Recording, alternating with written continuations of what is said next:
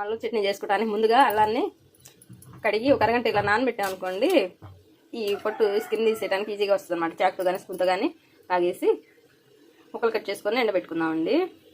ఇలా అల్లాన్ని ముక్కలు కట్ చేసుకున్నాక ఒక గంట ఎండలో ఆరనివ్వాలండి. మధ్య మధ్యలో తిప్పుకుంటా ఇందులో చెమ్మేం లేకుండా ఆరనివ్వాలన్నమాట.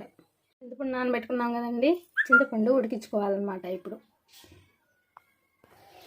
ఒక పాన్ పొయ్యి మీద పెట్టుకొని కొంచెం మెంతులండి, ధనియాలు, ఆవాలు, జీలకర్ర ఇవన్నీ సిమ్లో దూరగా వేయించి పక్కన పెట్టుకోవాలండి.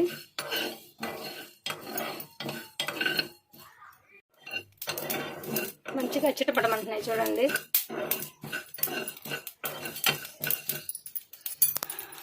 అయిపోతుందండి. ఈ చల్లారాక మిక్సీ పెట్టుకున్నాం. ఒక పాన్ పొయ్యి మీద పెట్టుకొని అల్లం ముక్కలు వేయించుకోవాలండి. కొంచెం నూనె వేసుకొని,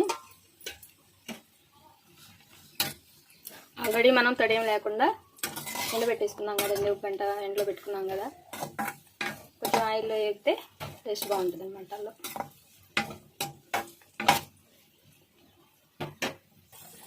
ఇలా పచ్చి వాసన పోయేలాగా ఉడికించుకొని పొయ్యి ఆఫ్ చేసుకోవాలండి. ఈ ముక్కలు చల్లారినాక చట్నీ ప్రిపేర్ చేసుకున్నాం.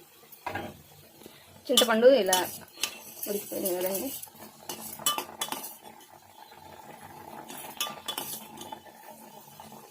ఈ పొయ్యి ఆపేసుకున్నాము, ఇంక సరిపోతుంది.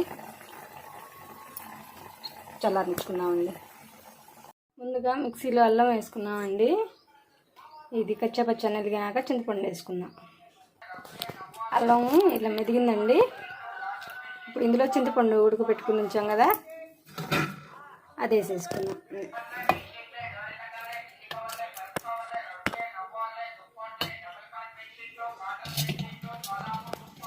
చింతపండు మెత్తగా మెదిగిందండి. ఇప్పుడు ఒక గిద్దకి సాల్ట్ వేస్తున్నానండి.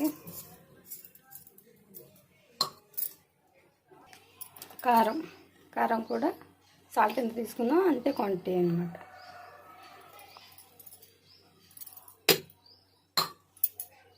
ఇప్పుడు ఇదంతా ఒకసారి మిక్సీ చేసుకుందాం అండి. మిక్సీ పెట్టుకుందాం. ఇవన్నీ మిక్స్ అయ్యాక బెల్లం తురుము పెట్టుకున్నాం కదండి, బెల్లం వేసుకోవాలన్నమాట. జార్ సరిపోయేలా లేదండి, జార్ మారుస్తాను. ఇది మిక్స్ అయిపోయిందండి. ఇప్పుడు నెక్స్ట్ వేయించి పెట్టుకున్నాం కదా ధనియాలు, జీలకర్ర,